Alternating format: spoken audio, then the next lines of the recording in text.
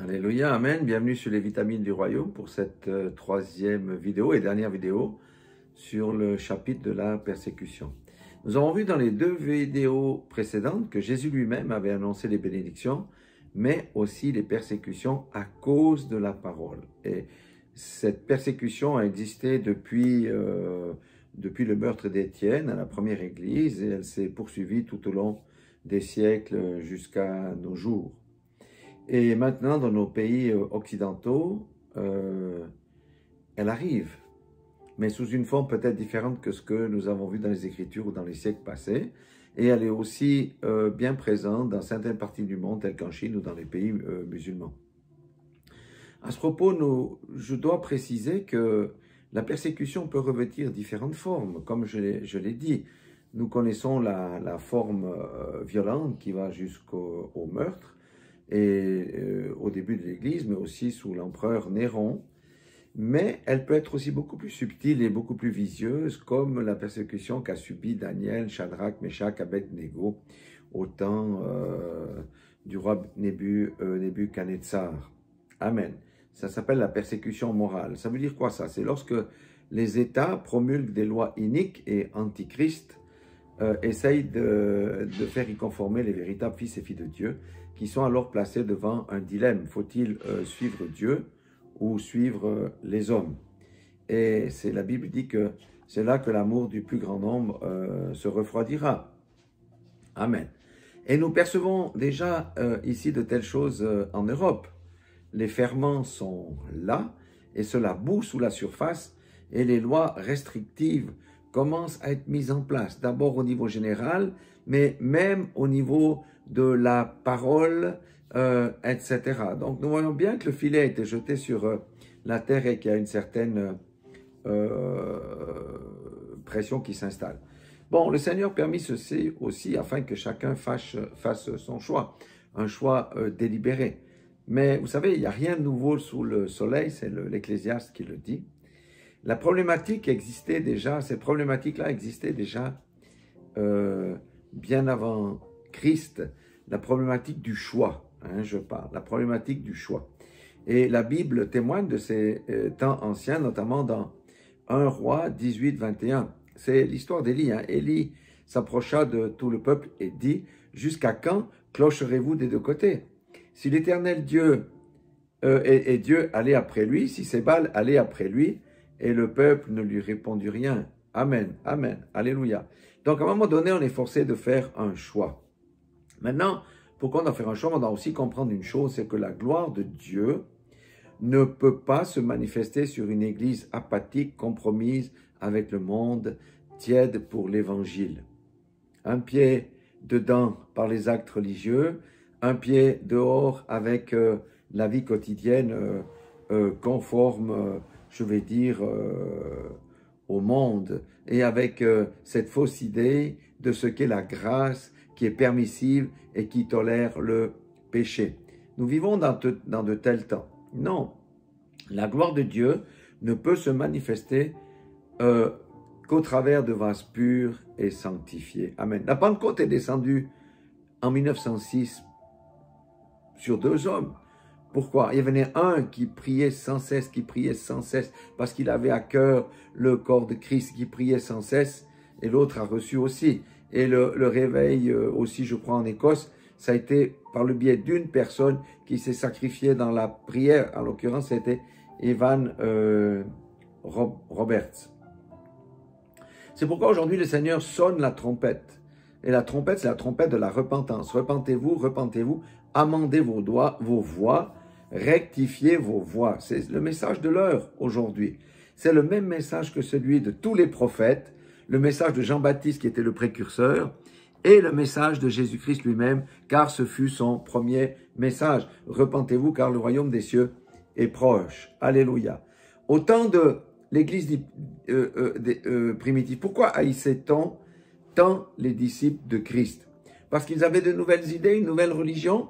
Oui, mais en partie, car c'était une religion qui impliquait des changements de comportement, l'abandon des traditions et des rites au profit de la loi de l'amour. C'était des choses que l'homme n'était pas habitué. Et en plus, il y avait des miracles et des prodiges qui les accompagnaient, validant ainsi le message de l'évangile du salut. Mais alors, grand étonnement, la majorité des hommes refusèrent la bonne nouvelle à cause de la dureté de leur cœur méchant, malgré les miracles, les guérisons et les prodiges. Mais la Bible nous dit aussi qu'à la fin des temps, la moisson est grande et qu'il y a peu d'ouvriers. Alléluia. La Bible promet aussi la pluie de l'arrière-saison, celle qui accélère la maturité de la récolte, de la moisson, qui la prépare pour la récolte. Et cette pluie, cette onction dont parle Joël sera répandue sur le petit reste qui est fidèle au Seigneur, comme au temps de la première Église. Il n'était que 120 dans la chambre haute. Alléluia. Ils n'étaient pas 500 ni 2000. Et c'est au travers de ces 120 que l'Évangile s'est répandu ensuite. Et voyez, comme dans la première, au temps de la première Église, les hommes seront placés devant un choix, celui d'accepter ou de refuser. Et vous voyez, aujourd'hui, les ténèbres sont profondes, elles deviendront de plus en plus profondes. Mais sachez que là où il y a les ténèbres profondes, la lumière sera de plus en plus vive. Alléluia. La lumière sera de plus en plus vive. Alléluia. Non, Dieu n'a pas abandonné la terre, mais nous allons passer par des temps très difficiles parce que la parole de Dieu les a annoncés depuis Jésus-Christ. Alléluia. Et vous savez, lorsqu'il y a la persécution, il y a une puissante onction sur l'Église. Et même si elle est souterraine, elle prospérera. Regardez dans les pays comme la Chine, l'Église a été souterraine et maintenant elle retourne sous le côté souterrain. Et l'homme a beau essayer de la détruire, elle ne peut pas. Elle prospère. Alléluia. Comme le Seigneur a dit lui-même que seul celui qui prospérera jusqu'à la fin sera sauvé. Alors, nous devons aussi, excusez-moi, quand nous parlons de persécution, évidemment, la peur va monter au cœur tout de suite et dans les pensées. Mais nous devons nous rappeler une chose, c'est une image que je vous donne. Lorsque Christ fut persécuté jusqu'à la mort de la croix, ce fut la plus grande victoire jamais réalisée sur terre, depuis les temps passés et même jusqu'à aujourd'hui, parce que ce fut la victoire sur la mort, la victoire sur le péché, la victoire sur le monde, la victoire sur Satan et ses hordes de démons. Alléluia. Le Seigneur est vraiment bon parce que toutes ces choses vont se dérouler progressivement. Je dis souvent que une grenouille, on ne peut pas la plonger dans une casserole d'eau bouillante. Elle va ressortir tout de suite. Mais si on la met dans de l'eau tiède, comme elle aime le milieu aquatique, elle va rester et ensuite on monte les degrés et elle va commencer à cuire sans s'apercevoir et les forces vont l'abandonner et elle ne va plus pouvoir s'échapper. C'est comme ça que ces choses vont se dérouler progressivement et nous devons dire que ceux qui appartiennent au Seigneur vont aussi abandonner les dernières choses qui les lient au monde terrestre et les considéreront comme la boue des rues. Et ça va faciliter le fait de pouvoir passer au travers de la persécution. Pourquoi? Parce qu'on a un autre idéal que d'être accroché à cette terre et aux choses terrestres. Les regards de ceux qui appartiennent à Christ, véritablement, qui n'auront pas renié la foi et qui resteront fermes, seront fixés à 100% sur Jésus-Christ qui reviendra pour enlever son épouse sans tache ni ride ni rien de semblable, comme le dit Éphésiens 5, 27.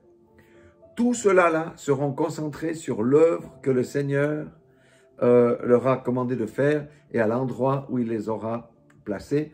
Ça sera la marche par l'Esprit et non pas la marche par la chair. Alléluia. Et la gloire de Dieu se manifestera de façon extraordinaire dans leur vie. Alléluia. Tommy Hicks avait reçu une vision de Dieu dans les années 50-60 à ce sujet. Je vais mettre le lien dans la présentation des vidéos, ainsi que celle d'une sœur norvégienne qui avait reçu une prophétie extraordinaire sur les temps de la fin, qui décrit avec précision, une précision chirurgicale dans les années 90, ce qui se passe aujourd'hui. Mais la prophétie n'avait pas été publiée parce qu'elle semblait trop avant-gardiste. Alléluia. Et puis une troisième prophétie, c'est Stanley Frodsham qui parle plutôt, alors là c'est plus en relation avec la tiédeur de l'Église et toutes ces choses-là. Alors, ce que j'aimerais dire en conclusion, frères et sœurs, ne réfléchissons pas à savoir quand l'enlèvement aura lieu. Personne ne le connaît et cela n'a été révélé à personne.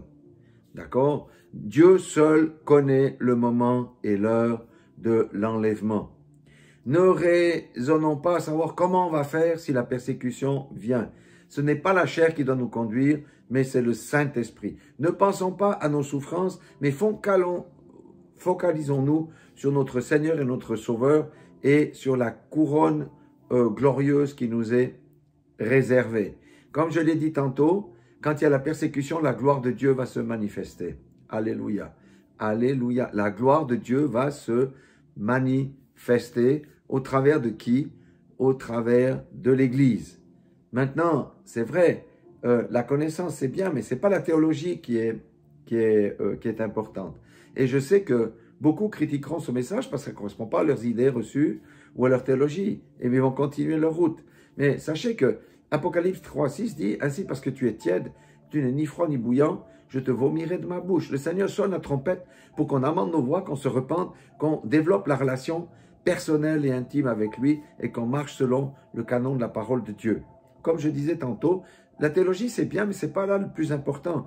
Et à quoi sert de connaître les choses si quelqu'un n'a pas une relation intime avec Dieu, s'il ne marche pas dans l'obéissance à la parole, mais qu'il suit peut-être un homme, une église ou une religion? À quoi lui sert-il de dire « je connais Dieu » si Dieu ne le connaît pas et n'a pas mis son sceau sur lui et ne l'appelle pas par son nom? À quoi bon? Alléluia. Donc je sais aussi que plusieurs seront touchés par le Saint-Esprit et raffermis selon ce que Matthieu 11, 12 dit. Depuis le temps de Jean-Baptiste jusqu'à présent, le royaume des cieux est forcé et ce sont les violents qui s'en emparent. Ce sont les violents qui vont s'emparer de ce royaume. Amen. Et des choses à venir.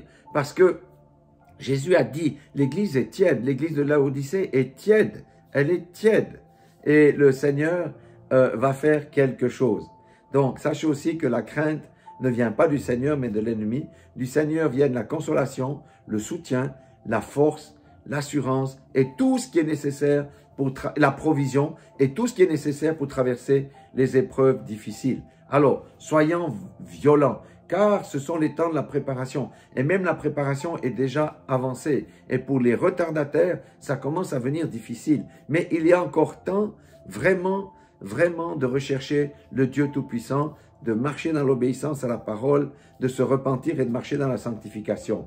Matthieu 7, 13, c'est une parole du Seigneur qui dit « Entrez par la porte étroite, car large est la porte, spacieux est le chemin qui mène à la perdition, et il y en a beaucoup qui entrent par là. » Voilà, soyez tous bénis dans le nom puissant de Jésus-Christ. Soyez raffermis, soyez boostés, mettez votre confiance dans Christ et non dans l'homme.